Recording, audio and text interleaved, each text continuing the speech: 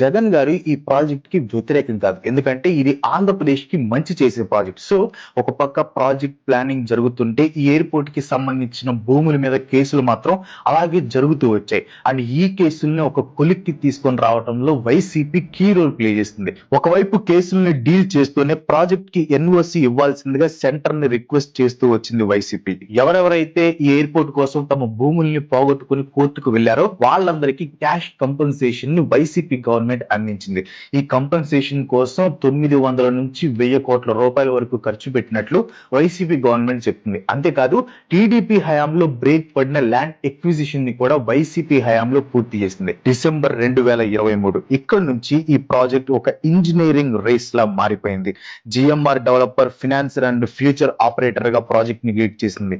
Main construction contractor L and T company.